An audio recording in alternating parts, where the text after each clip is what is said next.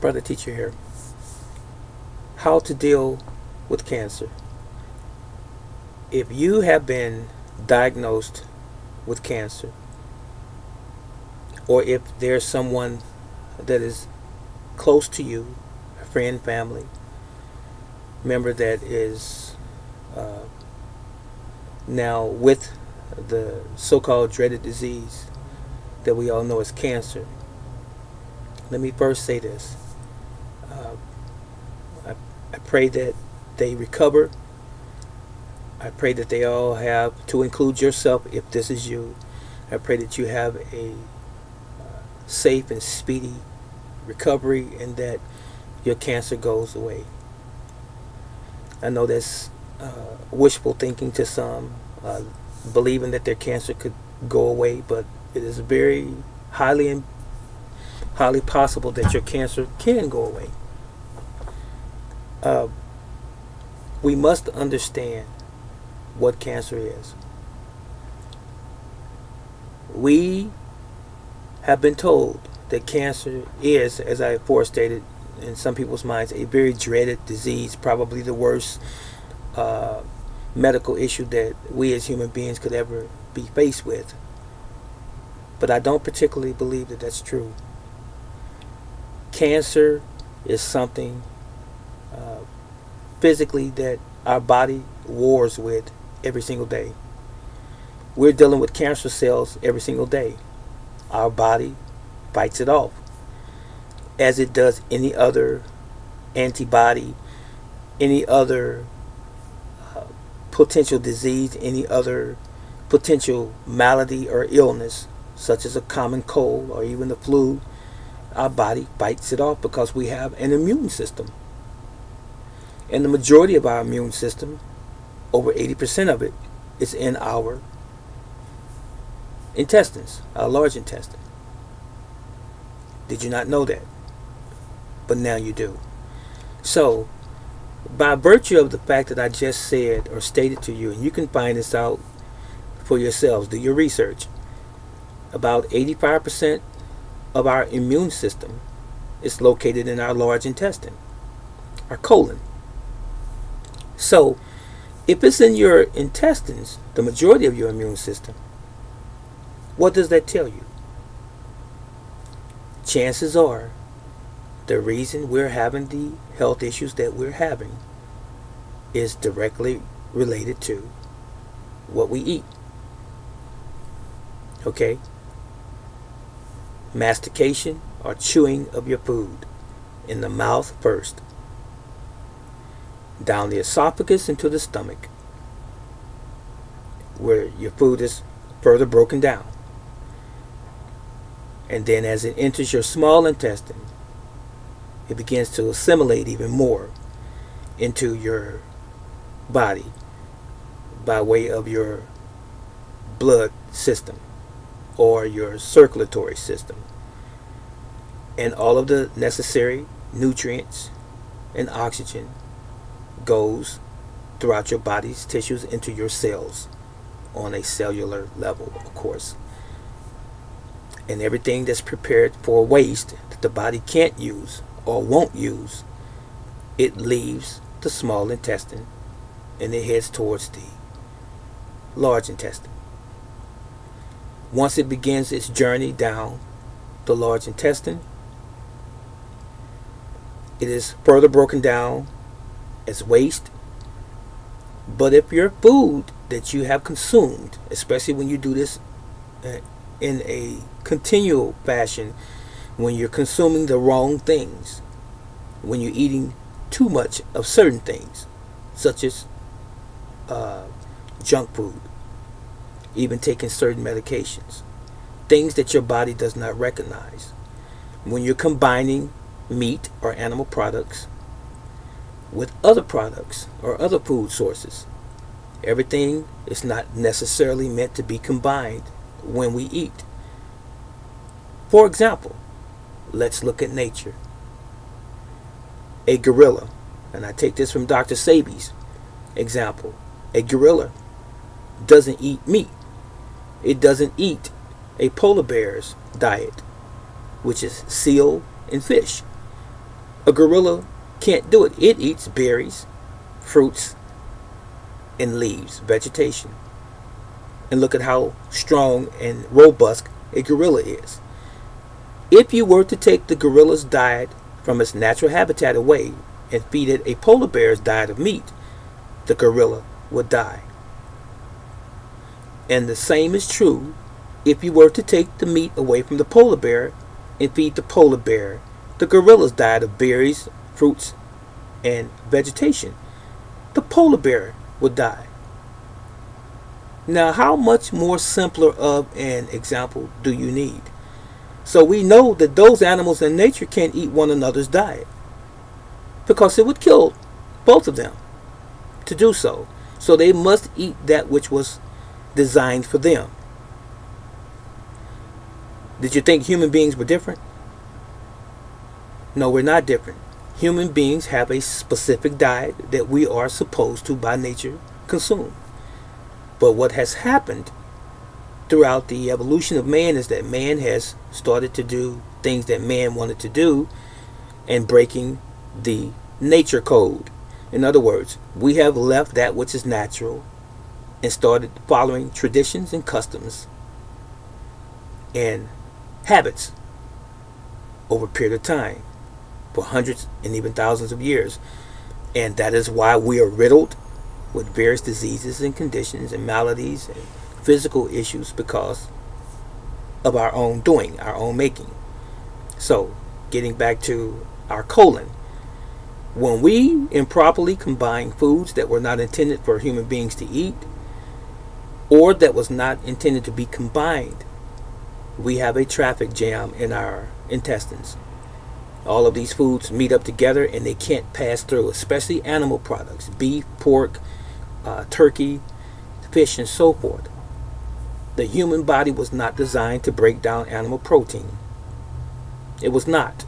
That was not the original diet of man. Vegetation contains protein. Contrary to popular belief, so beans, legumes, lentils, and so forth, they contain protein. But our society wants to tell us, and people who are food manufacturers want to tell us that protein is only in meat, in animal products. That's not true. Now, if you don't know this basic thing, then you need to do yourself a favor and start studying. It's very simple to understand. So now, when we consume red meat and turkey and chicken and all of these other things, especially on a regular basis and in excess, these things don't break down fast enough in the human body, so they end up clogging up the tunnel, so to speak, the pathway, which is our intestines. Once they stop in the intestines and they can't continue to move out and then ultimately into the bowels and out into the toilet, we start getting an influx of bad bacteria. It becomes very acidic of an environment. And your intestines are not supposed to be acidic. It's supposed to be alkaline. Okay? Now, when it's moving out, and you get inflammation. When you have inflammation and this traffic jam, so to speak, because this food can't pass out, it gets caught up or hung up in the large intestines. Then we start having IBS, irritable bowel syndrome, leaky gut, colitis, and various other conditions associated with our intestines or with our colon. Then you have the fact that your waste can't move out. All of these things begin to permeate into our tissues, and then we start having symptoms of sneezing, weeping eyes, skin eruptions, and acne-like symptoms, and scratching and itching, these types of things that we typically associate with allergies. Some of them are due to certain foods. Some of them are due to certain allergens in the grass or the weeds and things like this. But a lot of times they're due to the foods and the combining of foods in our bodies to include dairy products. All of these things cause allergic reactions, and our body is responding to it. That's the symptom, the sneezing, the coughing, the itching and the breaking out. This is because the waste can't leave your body. Okay? You follow what I'm saying? So now, I didn't really want to go on a whole subject of diet, but we have to make sure that the majority of our diet, the vast majority of our diet, consists of organically grown produce, vegetation, fruits, vegetables, beans, whole grains, and so forth. Not processed anything. Now, I said all that to say this. I have a friend that told me that not too long ago her daughter was diagnosed with breast cancer. And she's undergoing chemotherapy and could ultimately, as another option, end up losing one of her breasts as a result of the breast cancer. So I had to go in on her a little bit because I've talked to her in brief before and said that a lot of the things that we undergo as human beings are caused by us. So real plain and simple. She made the statement to me that you sound like a doctor. I didn't know all of that. This is new to me. Now she's about my age or a few years older than I am. And I'm not understanding. You know, you have all of this time on your hands. Start researching. Start studying to understand the human organism called you, so that you can better help your daughter that's going through this traumatic experience in her life. Now, doctors only prescribe two things: medication and surgery. Just those two things. These things are not normal for human beings to undergo unless it is an extreme emergency, a catastrophe where your life is in jeopardy. I can see emergency surgery. But if it's something that we can control and maintain ourselves, our own body, this one body that was given to us by the Creator, then we need to be about doing it and be proactive.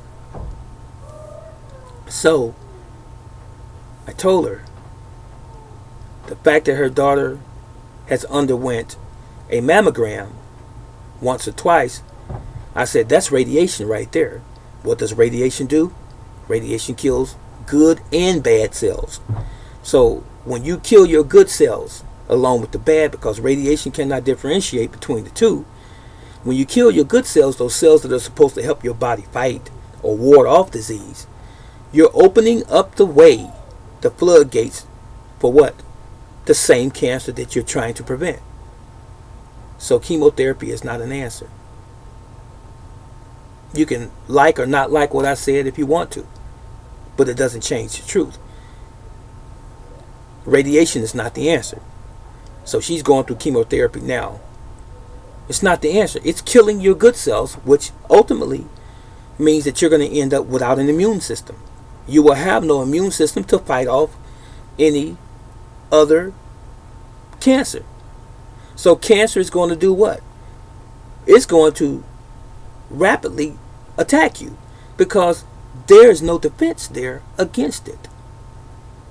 So what are you saying, brother teacher? This is what I'm saying to you in essence. If you've been diagnosed with cancer, you walked in the hospital okay, you weren't on your deathbed, you just had a visit and you had some exams taken. Why not change your life right now and start observing your symptoms and go back 3 months, 6 months later and see if the results are the same from the examination with your doctor? Don't be so quick to jump off into surgery. Don't be so quick to jump off into chemotherapy and radiation, because it's killing you faster than what you think you already have, the alleged cancer. So as I said, I went in on my friend and I told her, I said, she needs to change her lifestyle because cancer is created by man. And it's a billion-dollar, multi-billion-dollar industry. What has to change is us. We have to change our lifestyle and get our health back. So I'm encouraging all of you out there. I'm not a medical doctor. I don't desire to be a medical doctor, but I am a human being, a man, a living man that studies the world in which I live. And I've been doing it for many, many years. And there are some things that are very simple to understand. The problem is, some of us are so ingrained in what we've been told, what we've been instructed to do, what we've been taught to do, what we've been trained to do. The main thing that we don't do is think for ourselves. Because it causes some of us to be very fearful when we find out the real answers are really within us. But because we are so comfortable in that comfort zone called denial, we'd rather a man or a woman in a white lab coat diagnose a disease and be instrumental in even making a situation worse than what it is. This is Brother Teacher. These are words to ponder. I'm not a proponent of cancer treatment being radiation and chemotherapy and any other harsh medications. Definitely not surgery. I know that there are extenuating situations when the cancer is too far gone. I'm not encouraging anyone to go against their doctor's instructions and so forth. But if you're in the early stages, or even if you don't have cancer, you need to start right now taking care of yourselves and your families, and stop making excuses when you're sitting on the examination table and saying, I wish I could have and should have done what that man and many other people have told me in time past. And now I stand to lose my life, possibly. Yahweh loves you, and I love you. Comments in the comment section below.